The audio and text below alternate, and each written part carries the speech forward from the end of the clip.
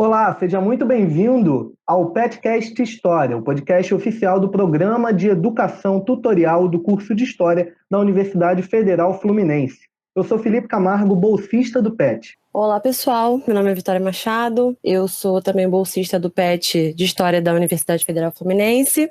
Hoje eu co-apresento aqui com o Felipe esse episódio número 8, com o tema Ensino, Pesquisa e Uso Público da História. E a gente vai abordar esse tema de várias formas, vai tocar em muitos pontos, e para isso a gente traz aqui 3 convidados muito especiais, 3 historiadores e professores.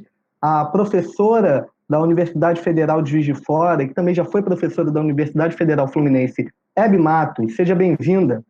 Olá, boa tarde, Felipe. É um prazer estar aqui falando com vocês. Então, eu sou a Hebe Matos, como você disse, professora atualmente na Federal de Juiz de Fora.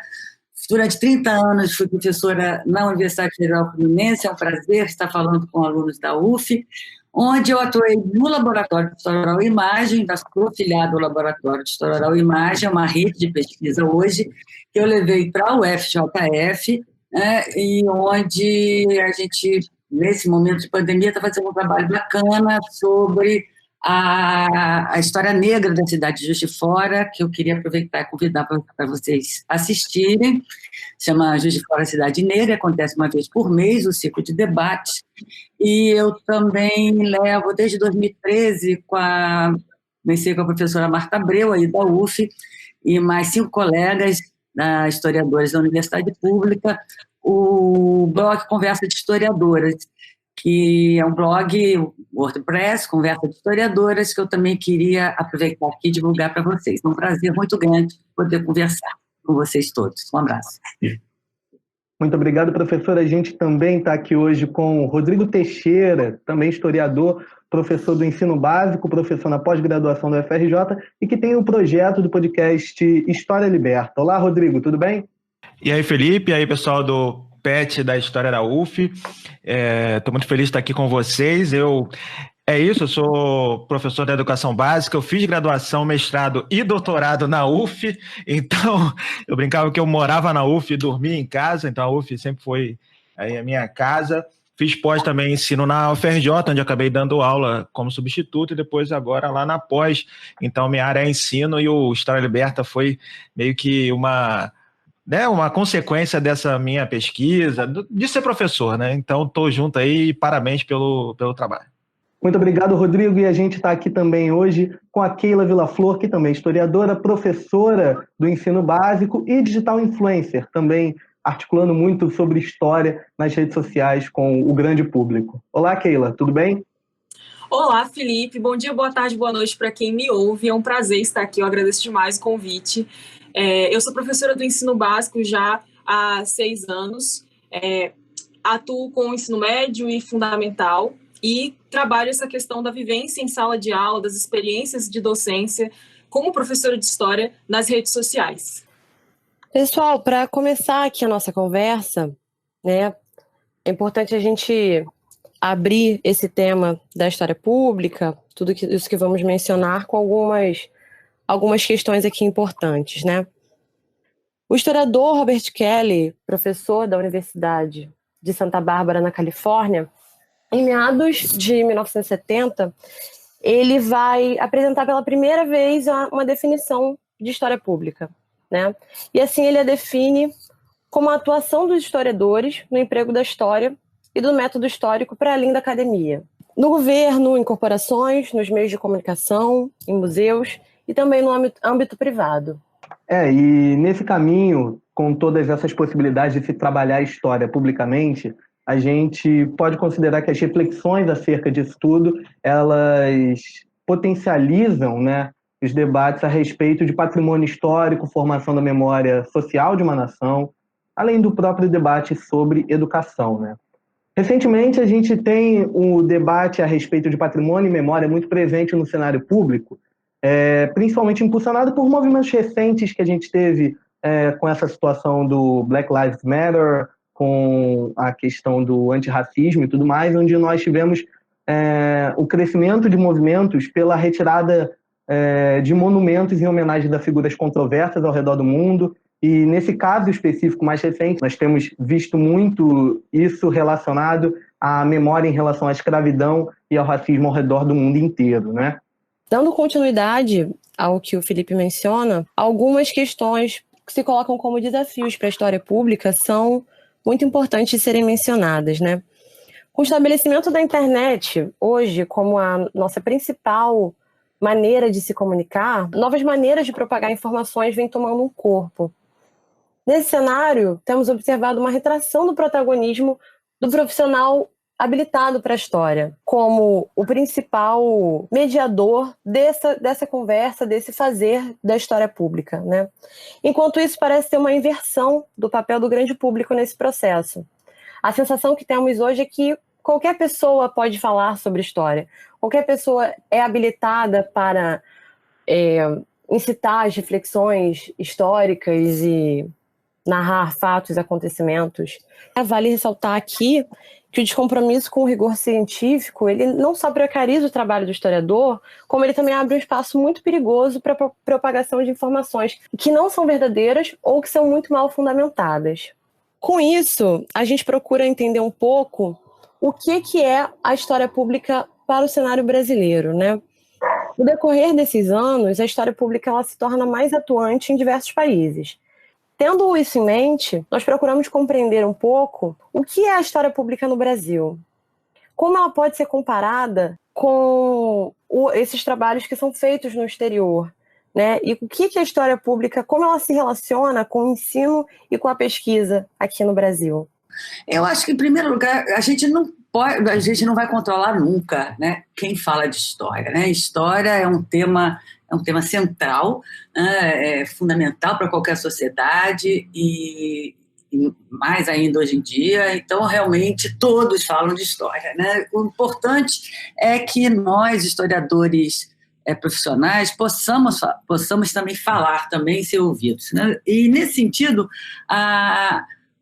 eu acho que a discussão sobre história pública é uma discussão que tem crescido muito entre os historiadores profissionais brasileiros, né? A Rede Brasileira de História Pública, ela é super ativa, ela tem uma presença bastante grande, inclusive na UF, né? Através, eu conheço principalmente o grupo do Laboy, a Janiele, a professora Ana Mauá, que são todas realmente muito próxima aos grupos, né, bastante atuantes na Rede Brasileira de História Pública, que é muito conectada com a Rede Internacional de História Pública. E o que é História Pública? Inicialmente, né, como, né, nessa primeira definição já canônica aí que vocês citaram, a ideia de colocar o profissional de história, né, para além da universidade e da sala de aula, que já são dois lugares fundamentais, mas ele está nos museus, ele está nas corporações governamentais, ele está na imprensa, na assessoria de filmes, peças, obras de arte. Então, é também uma ampliação, pensar uma ampliação, né, do lugar de trabalho do historiador profissional, mas é também o professor e o historiador da universidade, da sala de aula, se comunicar com públicos mais amplos a partir desse lugar, né, que eu acho que é o que a gente está fazendo aqui agora. E eu acho que também isso tem acontecido muito, né? A ANPU tem sido muito atuante nas redes, né? Tem um podcast da ANPU agora, há os historiadores do Twitter, alguns com milhares de seguidores, quase todas, pelo menos eu sou ligada à pós-graduação, né, da UF e da UFJF, eu vejo um esforço de maior comunicação, né, com o público, para além do público acadêmico e do círculo, né, propriamente de pesquisa, né, de profissionais, dos congressos acadêmicos, em buscar também uma comunicação com um público mais amplo. Eu acho que está havendo esse movimento, eu acho um movimento importante, e quanto mais a gente conseguir estar nesse debate, eu queria chamar a atenção que, por exemplo, as revistas de história nas bancas de jornais sempre venderam muito e quase sempre foram feitas por jornalistas. A única revista que era feita por historiadores foi a revista de História da Biblioteca Nacional, super importante, né, que foi coordenada por muito tempo pelo nosso colega aí da UF, Luciano Figueiredo, e que depois não teve continuidade, mas teve uma história bacana. Então, não é novidade, né? Não historiadores falando de história, não é também um problema, simplesmente história tão importante para um espaço público mais amplo, que é importante que nós, historiadores e professores de história, consigamos estar presentes para além da sala de aula, né? Eu acho que a gente está fazendo esse esforço e ele é muito bem-vindo. Vamos lá, então. Acho que um primeiro ponto que eu queria destacar é quais são os objetivos desses usos públicos da história, né? Eu acho que esse é um dos cernes para a gente conseguir fazer uma análise sobre as diferentes produções, diferentes formas de se utilizar a história nesse espaço público ou nessa esfera pública, né? Pegando lá o Habermas, por exemplo, tem um debate nesses termos, né, a partir da Alemanha pós-Segunda Guerra, um debate sobre o ensino de história em relação ao nazismo e ao fascismo. Então, acho que o primeiro ponto é esse, assim, eu acho que é o peso da indústria cultural na construção de mercadorias que usam uma certa forma de se narrar a história para transformar esse produto em algo mais vendável. Então, acho que esse é um primeiro ponto, e isso acho que impacta muito fortemente certos conhecimentos prévios que as pessoas, em geral, os nossos alunos na educação básica e o senso comum em torno de certa concepção sobre o que foi um determinado passado acaba sendo moldado ali. E então acho que esse é um ponto marcante. Acho que uma primeira diferença, muitas vezes, que acontece quando um professor, uma professora de história atuam nesse uso público é o objetivo que tem ao fazer isso. A gente, às vezes, vê outros profissionais ou não profissionais ao construir esse uso público que tem um outro objetivo ali. Ele tem uma outra trajetória de vida, tem outra relação com a educação, com a produção de conhecimento em história, então uma série de métodos, de preocupações ele não carrega consigo, e acaba que outros determinantes acabam sendo mais marcantes do que aqueles e aquelas que produzem, né? Mais marcantes do que aqueles e aquelas que definem a produção a partir de um outro olhar, né? O olhar que vem da formação em história. Então, acho que esse é um marco assim, que eu gostaria de definir de antemão. Eu acho que acaba que esses lugares a gente tem muito pouca força enquanto área de história, né? A gente parava para pensar a quantidade de filmes produzidos com certos objetivos, a quantidade de séries, mesmo na hora de comentar uma notícia na televisão, quem vai ser convidado quase sempre é um economista, alguém das relações internacionais, e em geral são jornalistas, que eu acho que tem um diálogo aí por fora do campo da educação e especialmente da educação pública propriamente dita. Esse é o segundo ponto. Eu acho que o debate da história pública, uso público da história, de divulgação científica e ensino de história, né, te pegando aí os termos mais utilizados, eles partem de alguma maneira da relação com a educação pública. E eu acho que por aí que tem essa diferença com outros recortes que partem de outros objetivos, muitas vezes editoriais, na produção de livros, na produção de documentários, entre aspas, né? Também, que é um outro objetivo, um outro recorte que não dialoga diretamente com o objetivo educacional propriamente dito, né? Então, acho que são marcos aí que acabam sendo diferentes e acabam impulsionando esse debate que ocorre também nas redes, né? Bom, eu sigo uma linha muito próxima da do Rodrigo, no sentido de que aqui no Brasil a gente tem diversas construções de história pública quando a gente fala de monumentos, de estátuas. Isso tudo é uma forma de educação da história pública e educação visual também, e que é amplamente ignorada pela maioria de nós, né? Às vezes a gente olha ali uma estátua ou um monumento e só olha sem querer ler o que está ali, às vezes não tem algo para que seja lido também.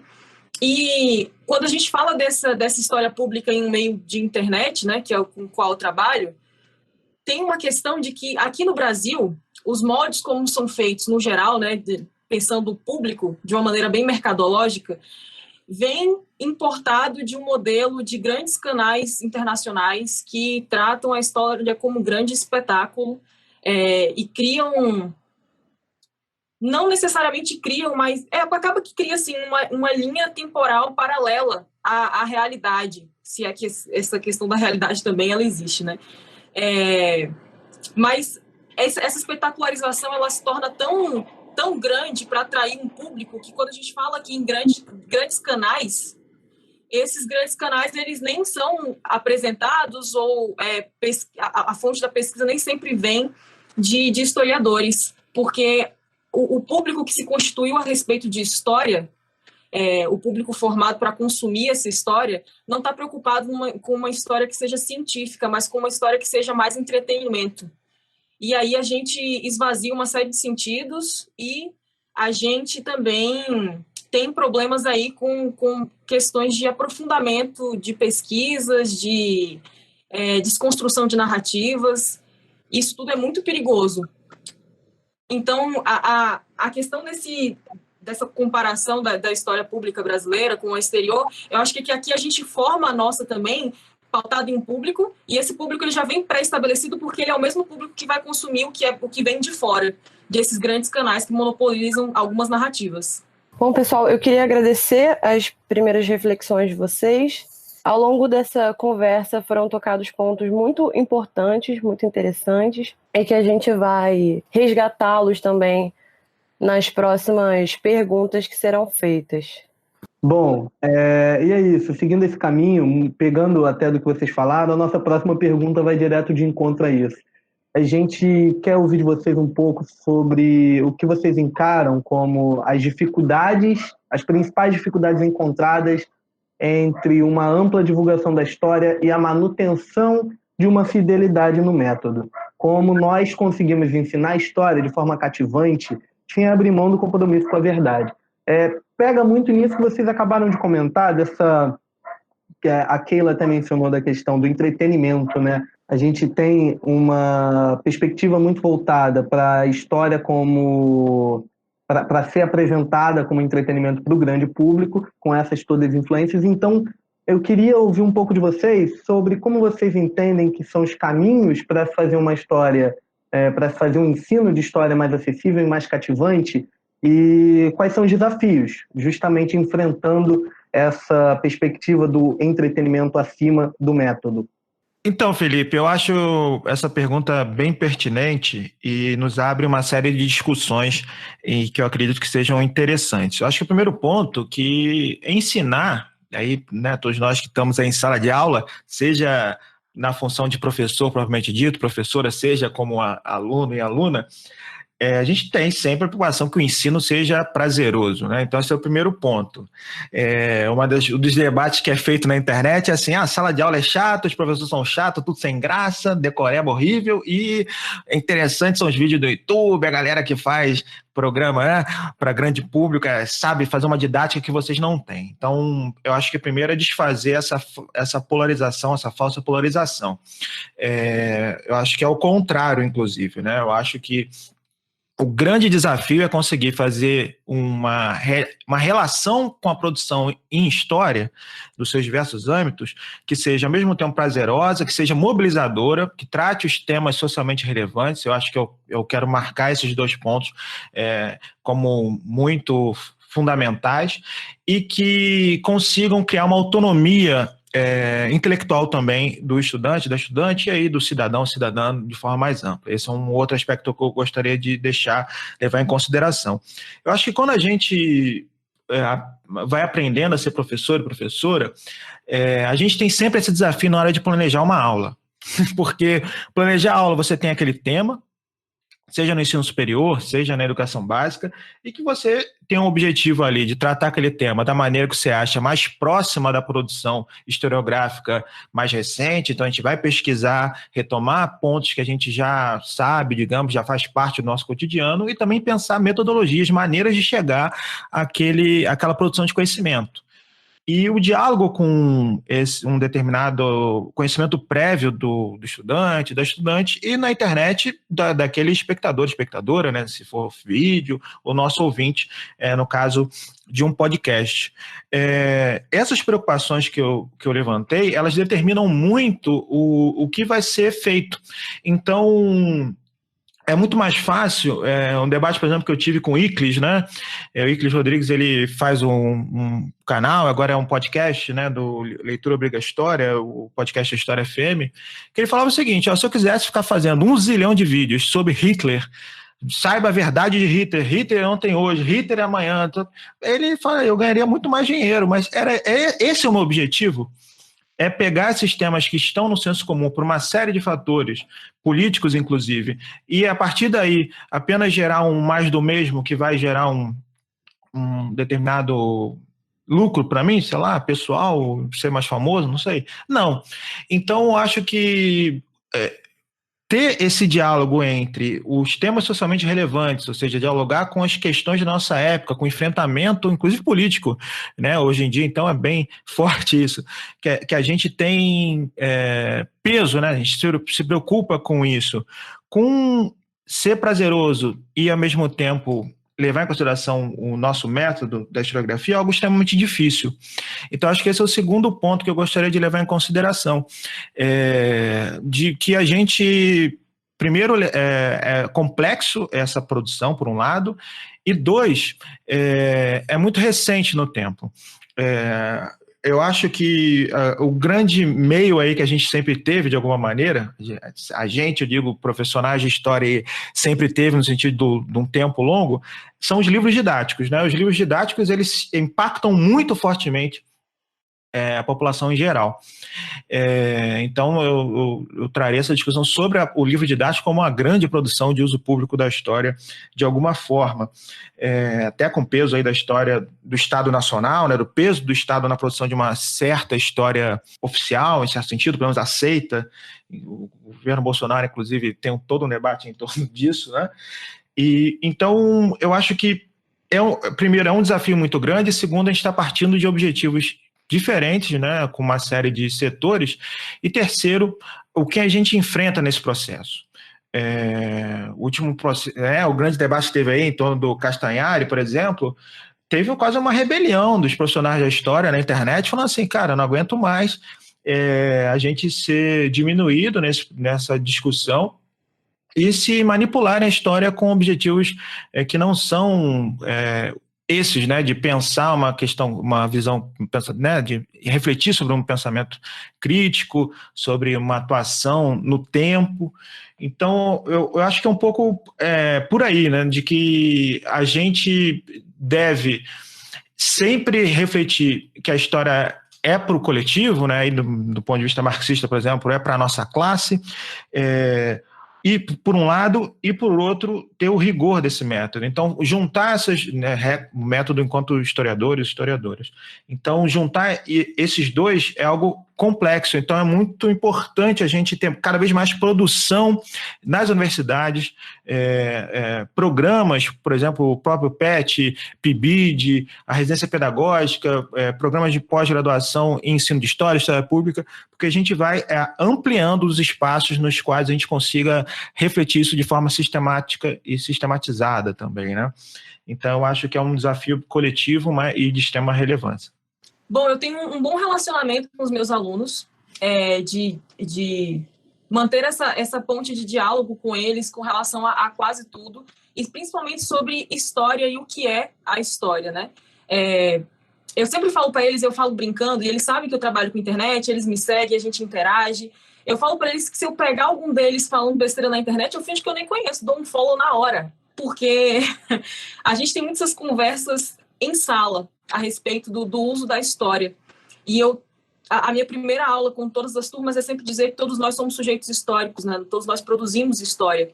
Todos nós somos também históricos à medida em que nós marcamos a história de alguma maneira. A gente pode não entrar para a ala de grandes personalidades da história, mas a gente marcou a história de alguma forma.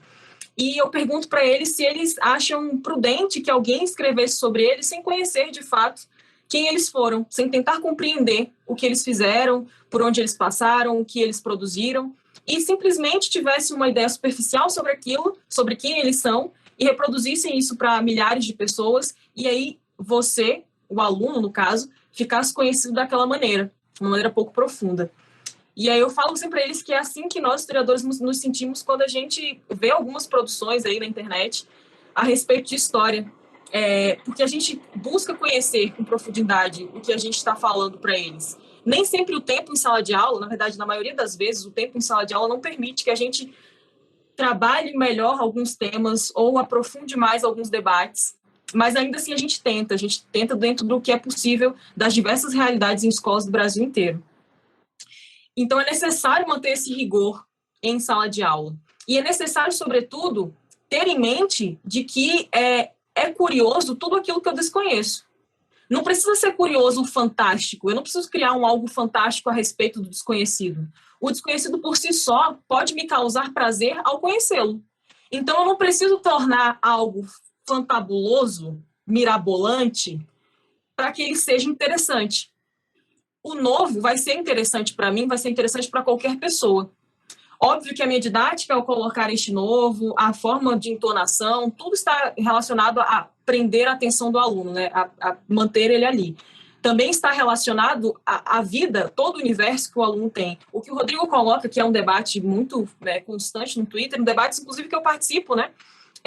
Com relação a essa dualidade entre aulas online de youtubers e a aula em sala de aula. E esses debates consideram todo o universo do aluno, do professor, da videoaula, porque o aluno que abre uma videoaula no YouTube, ele o fez porque quis. Ele foi lá, ele abriu. Então, ele tem uma motivação para aquilo. A escola, nem sempre ele quer. Nem sempre, por N motivos, às vezes ele não quer. Por problemas pessoais, ele não quer. Por estar com fome, ele não quer. Por ter problemas familiares, ele não quer.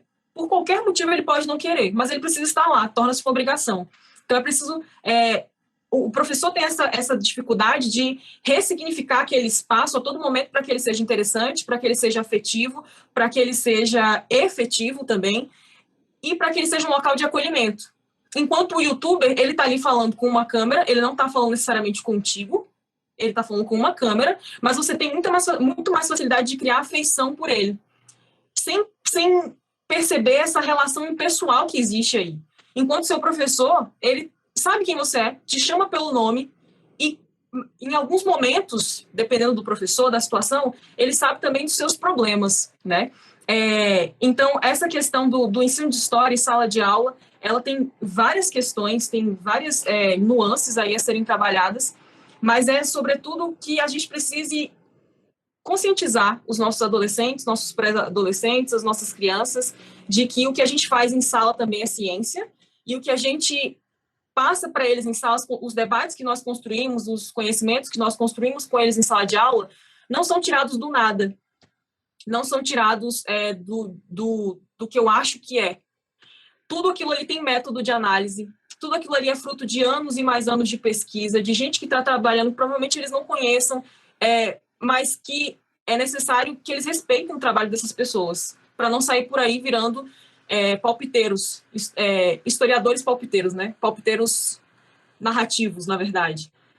Então, eu acho que a questão do manter o rigor e associar isso à didática está relacionado a essas questões que vêm de sala de aula. Bom, gente, ouvindo o Rodrigo e a Keila, a primeira coisa que eu queria dizer é como, né, o lugar, a sala de aula é um lugar muito poderoso em termos de comunicação com o grande público, né? É ali que todos nos formamos, né? E o professor de história é tão importante que ele volta e meia vira, né, obsessão aí de certas autoridades políticas, né? Essa nova extrema-direita que surge, o poder do professor de história, aquela, né, duas disciplinas por semana, mas é um lugar muito potente e que eu não sei se eu compararia, como o Rodrigo começou falando, eu acho que a Keila afirmou as dificuldades, mas é um lugar de comunicação muito forte, né? Eu acho que esse é o primeiro ponto. Depois, pensar essa questão da história na rede, né? A história as reflexões sobre o passado, né, elas são extremamente importantes sempre no tempo presente e, neste momento, elas estão em disputa mais do que nunca, né? Exatamente por conta da força desse professor de história, né, na sala de aula, que novos discursos, velhos discursos, né? Uma tentativa de reinvestir na velha história única do século XIX, de forma que eu acho que nós temos mais força no debate público do que imaginamos. Eu conheço pouco, né, essa nova explosão de youtubers castanhares falando de história, eu não acompanho pouco, realmente. Mas acho duas coisas. Se o professor de história, ou nós historiadores, vamos entrar neste terreno, como já foi dito inicialmente, os nossos objetivos são outros, né? Sempre serão outros, e isso também define um público diferente. Talvez seja muito mais o caso de trazer essa produção para a sala de aula, para discutir criticamente e se os alunos estão consumindo por quê, quais são os pontos fortes, quais são os pontos fracos. Eu acho que essa é uma segunda estratégia. A gente tem que saber, quando a gente vai para as redes, vai para uma comunicação pública em outra, no nosso lugar, seja da universidade, seja da sala de aula do ensino básico fundamental, a gente tem que saber por que a gente está saindo, o que a gente quer com aquele público, né? E quanto à pergunta básica de como manter o rigor metodológico e comunicar, eu acho que o que caracteriza o discurso do historiador profissional é explicar para as pessoas que a história é uma construção. Você precisa, não uma construção de uma invenção, é uma construção científica, mas você tem que sempre saber o que você está perguntando, né? E como você responde aquela pergunta sobre alguma experiência dos seres humanos no passado a partir de fontes, vestígios do passado, mas se você não sabe o que você pergunta e como aquela resposta foi produzida, você não tem um controle daquela narrativa. Então, acho que explicar o fazer historiográfico, por mais que eu esteja falando difícil, é o que a gente tem que fazer.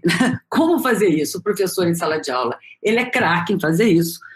Acho que o discurso aqui, a fala da Keila, me deixou isso muito claro. A gente pode traçar estratégias para fazer isso em outros canais, mas também podemos, e eu acho que isso é uma das dimensões da ideia da história pública, o profissional de história também pode atuar em colaboração com profissionais de comunicação, em colaboração com cineastas.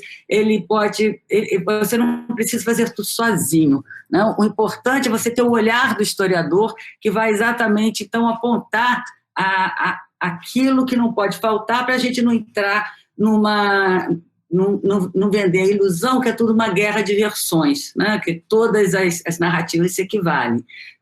O papel do historiador é desconstruir isso e mostrar que as narrativas historiográficas, elas podem ser aferidas a partir de um método que você pensa, que você faça o público pensar que pergunta eu estou fazendo e como eu estou respondendo aquela pergunta, né? Quais são os vestígios do passado, as fontes, as bases para que eu produza aquele tipo de resposta, né? Então, eu acho que essa é a nossa tarefa, é mostrar, né? Esse é o diferencial do historiador em qualquer área, em qualquer espaço público que ele entre, seja ele com o seu objetivo, ele construa o seu objetivo específico, não, eu quero estar, sei lá, na rede social, eu quero fazer um documentário, eu quero fazer um podcast, seja ele dialogando com profissionais de comunicação e atuando em colaboração, né? Eu acredito muito no trabalho em colaboração interdisciplinar, mas não a gente tentando fazer todos os papéis, mas a gente dialogando, né, a partir de objetivos específicos, né? Eu acho que a primeira coisa que a gente tem que saber é exatamente que público a gente quer atingir e qual as mensagens, né, que tipo de discussão e de reflexão a gente quer levar para esse público.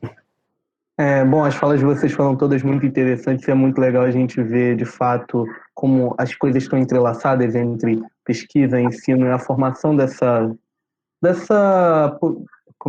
política de história pública e também das políticas de memória. Eu acho que as coisas estão bem amarradas, né, relacionadas ao ensino, de fato.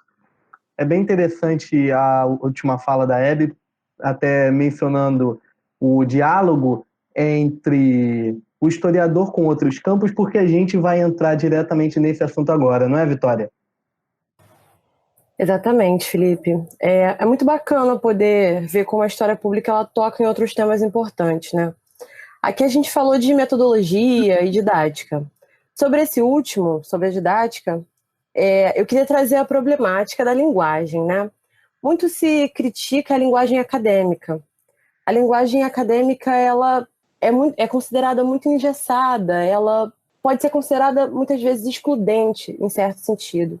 Sobre essa questão da linguagem, a gente nota que, como a Hebe falou no início, não é de hoje que os jornalistas, por exemplo, vêm produzindo história, né? Nesse sentido, eu queria entender, assim, seria importante a gente compreender quais as habilidades específicas que o jornalista possui para fazer com que a comunicação seja mais efetiva nesse sentido, né?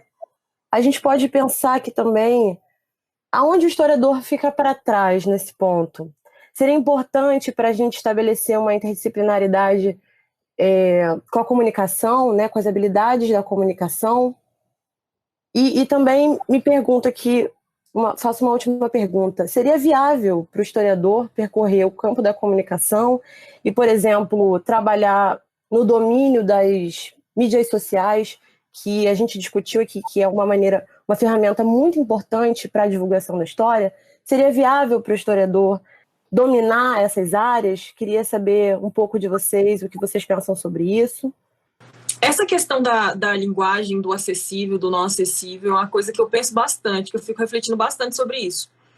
Porque como eu me comunico prioritariamente com adolescentes, né, e quando eu falo prioritariamente, estou falando do meu emprego formal, que me garante sustento, né, que é ser professora. Como eu comunico majoritariamente com adolescentes, eu uso, entre aspas, a língua deles para falar com eles, né? Eu ensino falando as gírias que eles usam, eu observo, inclusive, que gírias são essas para poder encaixar ali, né? Porque tem umas gírias que eles falam que se eu não chegar para perguntar o que significa, eu nunca vou entender pelo contexto. Não faz sentido nenhum na minha cabeça. Então, essa questão da linguagem ela é bastante importante porque ela é uma das portas de entrada para o interesse, né? Se você está ouvindo algo que você não está entendendo nada, você perde o interesse rapidamente naquilo. Então, você pode até não dominar aquele assunto, mas você quer. Se você está ouvindo ali, você quer dominar esse assunto, você quer entender minimamente ele. Se você não está entendendo nem o português que está sendo falado, que é a sua língua, então é necessário repensar essa linguagem, essa comunicação, como ela está sendo feita, né? E aí entram vários debates, que é também uma disputa bastante acadêmica de tornar a linguagem chula, entre aspas, né? É uma coisa que eu já ouvi bastante. Não direcionado a mim, mas direcionado a essa questão de popularizar o discurso. E aí a gente entra nessa questão dos livros de jornalistas que vendem mais do que os livros de historiadores. Eu acho que aí tem uma questão que ela é bastante propagandística e mercadológica também. Porque, pensando em livros de historiadores, tem livros que eu consigo dizer que, de fato, tem uma escrita bastante truncada, que é difícil. Tem outros que têm uma escrita bastante narrativa, que é bem tranquilo de ler. A questão é que esse livro desse historiador, ele não está na primeira prateleira da livraria. Ele não está bombardeando o meu olhar no meu celular, quando eu abro o Facebook, quando eu abro o Twitter, quando eu abro um site de notícias. Ele não é esse livro desse historiador que está lá, junto fazendo pontes aí com mercados editoriais enormes. Não é o livro do historiador, é o livro do jornalista. Então, a gente tem um outro interesse aí também, que é um interesse financeiro, né, mercadológico. E aí é necessário que a gente consiga popularizar a história, a gente, historiador mesmo. E eu acho que as redes sociais são bastante importantes para isso. São uma ponte bem bacana, porque é acessível para a gente, né? Quase todo mundo hoje usa rede social. Quase todo mundo hoje tem um perfil na rede social. Se a gente começa a movimentar essas redes sociais, não necessariamente a gente vai ter um grande alcance, mas a gente vai conseguir conscientizar quem está ao nosso redor, que já é muito importante com relação a usos da história, com relação às narrativas que estão sendo apresentadas aí, com relação à ideia de uma história única. Se a gente consegue que as pessoas ao nosso redor, que nos seguem, que às vezes são vizinhos, que são parentes, que elas consigam entender o que a gente diz, já é um avanço enorme. A gente não precisa ser um influenciador com milhares de seguidores. A gente precisa conseguir fazer a diferença onde a gente está, né? A gente precisa conseguir educar quem os nossos olhos alcançam, até porque o trabalho em sala de aula é isso. Eu estou educando uma turma com 30, 40 alunos. Não estou educando ao mesmo tempo 51 mil pessoas, sabe? Então, essa questão da linguagem ela é fundamental para que eu consiga ser entendida. Se a gente é entendido, a comunicação se estabelece, né? O princípio da comunicação é esse entendimento.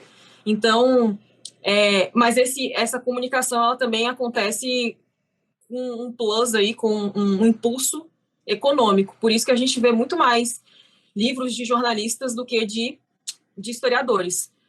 Eu não acho condenável que outras áreas ajudem na divulgação do conhecimento histórico. Jamais. Na verdade, é uma coisa que tem, como a Hebe falou, tem que andar juntinho, tem que andar ali casado, mas tem que ser algo bem feito, algo pensado, algo que mantenha o rigor.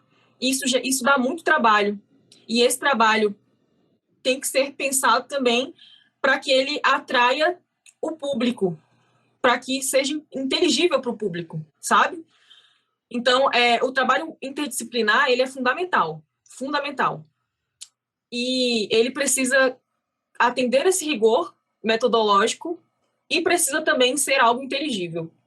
Bom, primeira coisa, né, sobre essas diferentes habilidades.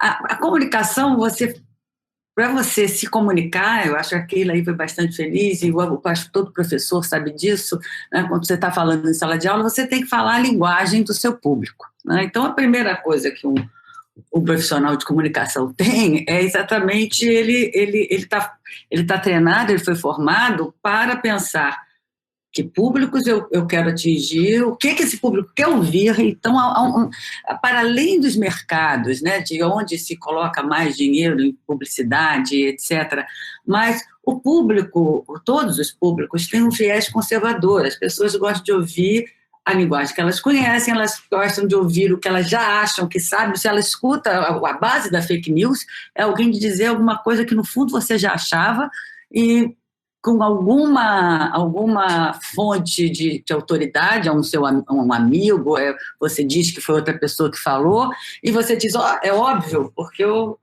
já achava isso, né? A gente ri muito das fake news mais absurdas e mais longe culturalmente da gente, mas alguém mandar para a gente uma fake news próxima, né, uma notícia falsa, mas verossímil no nosso campo de pensamento, a gente frequentemente já vi gente muito boa não ir lá conferir a fonte e acreditar, né?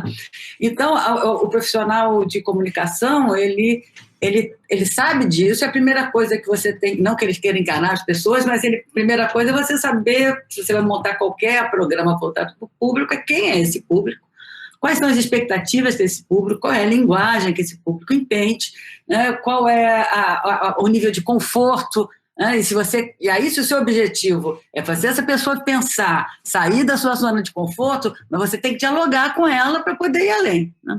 E aí, nesse sentido, como fazer isso? Todo cientista, todo historiador, eu acho que o professor, em geral, tem talento para fazer isso, porque ele já faz isso em sala de aula. Mas nem todo pesquisador tem, entendeu? Tem muita gente que é historiador lá da universidade, dá aula para pessoas de terceiro grau.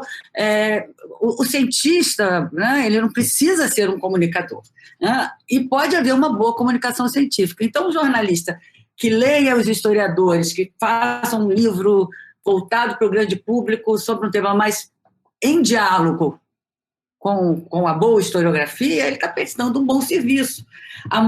Nem todo livro de historiadores foi escrito pensando no grande público, né? Ele é escrito pensando nos pares, na discussão acadêmica, ele tem um compromisso com citação, ele até poderia ter uma versão para o grande público, algumas pessoas fazem isso com muito talento, né? Tem que ter talento, inclusive, literário, mas algumas pessoas não querem fazer, né? E é possível, então, ter um bom livro de divulgação histórica escrito por jornalista, e é possível ter um péssimo livro, como tem vários péssimos, né? Tudo depende o tipo de relação que ele tem com o conhecimento histórico. Em geral, o que acontece é que tem muito livro vendendo uma história narrativa, linear, muito, né, que vai de encontro às fantasias, né, a um imaginário mais conservador do público, sem qualquer questionamento, sem dar crédito à pesquisa, né, à forma como aquela pesquisa foi feita. Então, tem realmente muita coisa que só reforça narrativas lineares, né, e muito tradicionais da história, que encontram receptividade porque falam com determinados imaginários que são confortáveis para as pessoas, né? As histórias de rei e rainha sempre vende, né? Todo mundo está lá, desde a Disney, né? As realezas têm um charme. Você escreveu sobre realeza, vai ter gente que vai ler. Agora, o historiador profissional não quer fazer isso, né?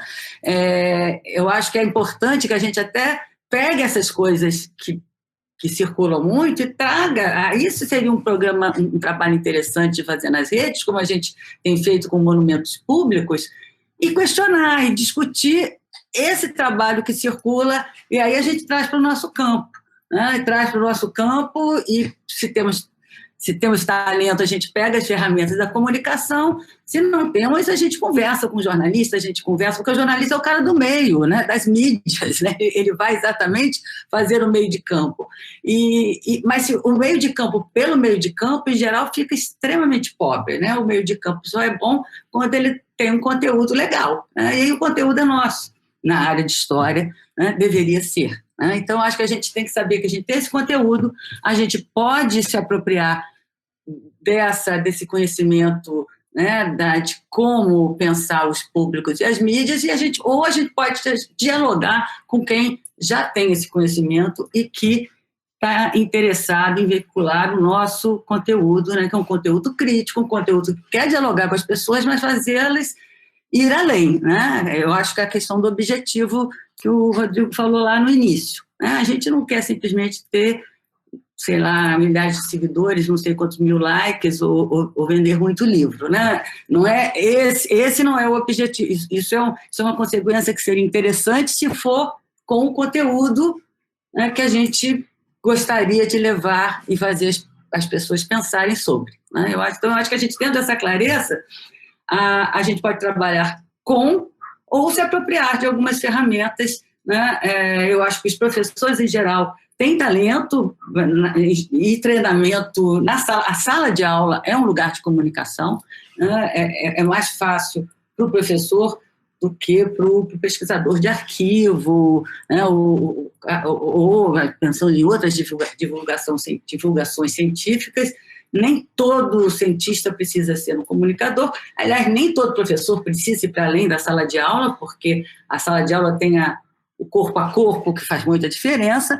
Mas a gente pode se aliar às pessoas, mas também é possível a gente tentar se apropriar de alguma dessas ferramentas. Mas, para isso, a gente tem que pensar com que público, qual é o meu objetivo, com que público eu quero falar e quais são as ferramentas, né, que, por exemplo, né, a área da comunicação me oferece para eu poder fazer isso.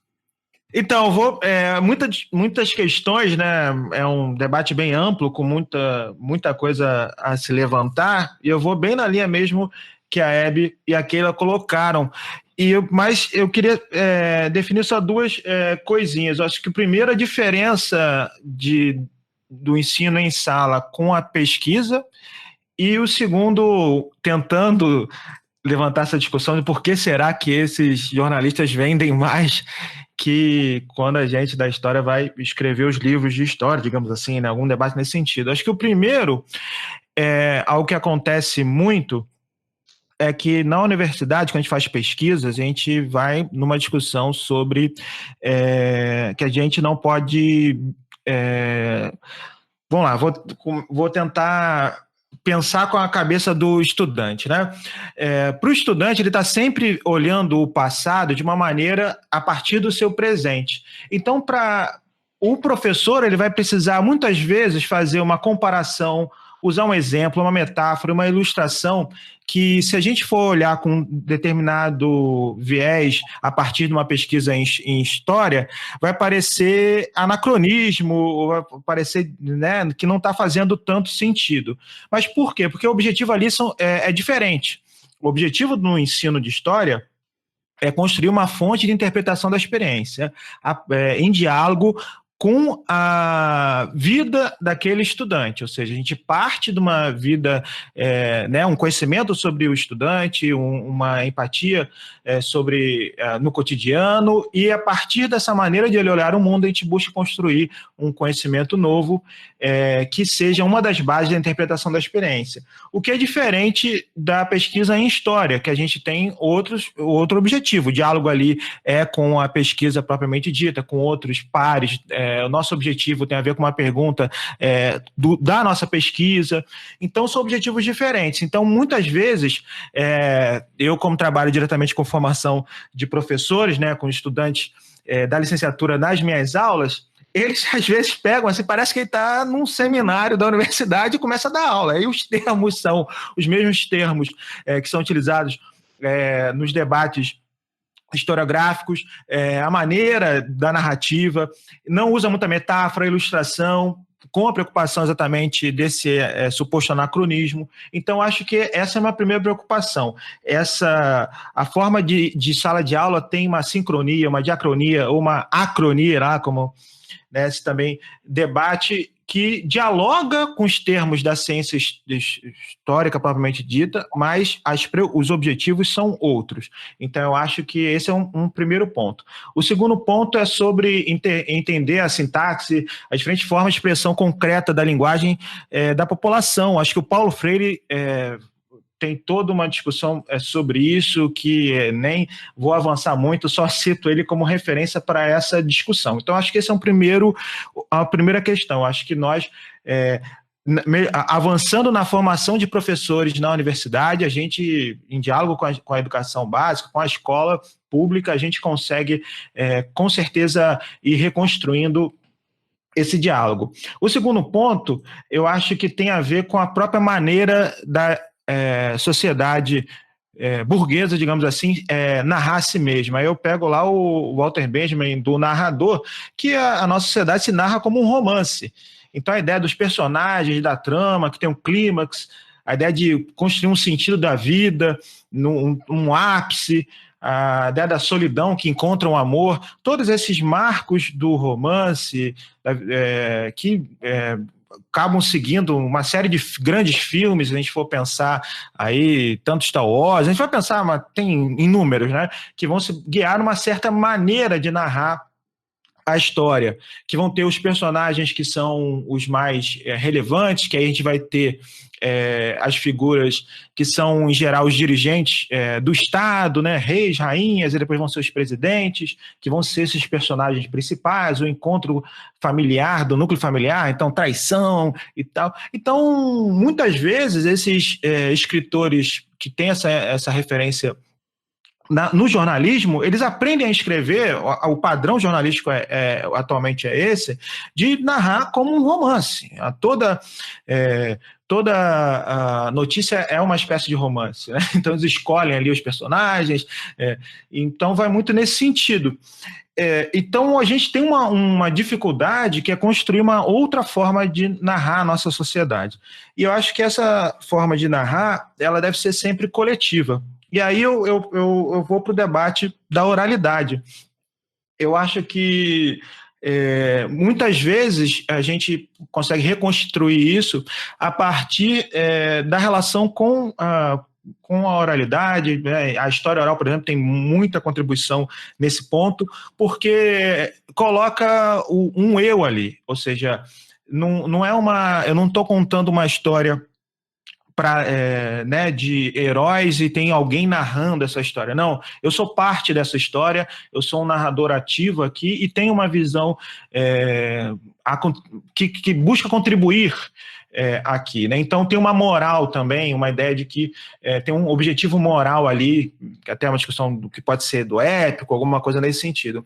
Então, para concluir, eu acho que uma das possibilidades que a gente tem de superar, não sei se é possível superar, como eu disse, mas de tentar contribuir num ponto de vista mais amplo, legitimar outras narrativas. Eu acho que um dos principais problemas, para concluir de fato essa discussão, dessas obras que são feitas a partir desse viés que eu citei, é que ela não legitima as outras visões da história da população, dos debates, digamos assim, né, é como se a história do nosso país, da nossa ou das nações, né, que Brasil é esse, de como se formou esse país, esse estado, como se a história fosse a história, por incrível que pareça, a história de sempre, a história tradicional, legitimada a partir do Estado, das instituições, né, do mercado, em certo sentido. Então, eu acho que uma das maneiras que a gente tem de questionar isso é legitimando outras narrativas, outras formas de se relacionar com a memória, né, fortalecer certos lugares de memória para que sejam legitimados socialmente. Então, eu acho que construindo essa diversidade que a gente consegue questionar essa história única, que se vende muitas vezes, né, como novidade, como descolada, digamos assim, né, como politicamente incorreta, mas que, na verdade, ela está nada mais nada menos que reproduzindo a manutenção das desigualdades, né, exploração, injustiça, e a gente, como historiador, historiadora, com certeza, quando a gente escolheu, é porque a gente quer questionar isso, né? Então, acho que é um pouco por aí. Bom, pessoal, com certeza as falas da Hebe, do Rodrigo e da Keila formam um caminho que é muito importante para pensar esses temas. História pública, didática, metodologia, tudo isso são temas muito caros para o nosso exercício da profissão de historiador. Infelizmente, o nosso episódio do podcast vai se encaminhando para o final e eu gostaria de abrir nesse momento para as considerações finais dos nossos convidados. Início das considerações finais, a gente pede para que vocês, se vocês quiserem fazer a propaganda, digamos assim, de algum projeto de vocês que vocês estejam fazendo nesse momento da pandemia, nas redes sociais, que vocês possam comentar também aqui com a gente, para ficar registrado, para que o público possa procurar também acompanhar. Bom, gente, Felipe, Vitória, Rodrigo, Keila, foi um prazer conversar com vocês. É muito legal, né, acompanhar o trabalho dos alunos da UF, essa preocupação cada vez maior, né, em levar a discussão da história para públicos mais amplos. Eu realmente estou muito feliz de vocês terem me convidado para vir aqui conversar com vocês. Eu queria terminar mais ou menos como eu comecei, eu já citei lá no início, mas eu vou reforçar, né, um trabalho, eu acho que é de buscar maiores públicos, né, para a reflexão histórica, que eu estou envolvida nesse período, né, da pandemia, como o Felipe pediu, o ciclo de debates Juiz de Fora, Cidade Negra, que pensa a partir de uma cidade, né, que surgiu da expansão da cafeicultura escravista no século XIX, né, como a mais importante cidade negra do grande Vale do Paraíba, né, Fluminense, Mineiro e Paulista. A gente desenvolveu o ciclo de debate Juiz de Fora, Cidade Negra, para pensar, nós estamos construindo no Laboratório de História Oral um acervo, né, sobre a memória das experiências negras na cidade, que sempre foram muito invisibilizadas, numa perspectiva de um diálogo com o contexto brasileiro e internacional, que está pensando tanto a memória da escravidão quanto o racismo como temas absolutamente cruciais no tempo presente, né? Então, eu convido vocês para acompanhar. Nós já fizemos 2 debates, o Cidades Negras do Mundo Atlântico, um segundo sobre saúde e racismo, e vamos discutir movimentos negros agora no final de julho. Não, agosto. No final de agosto. Né?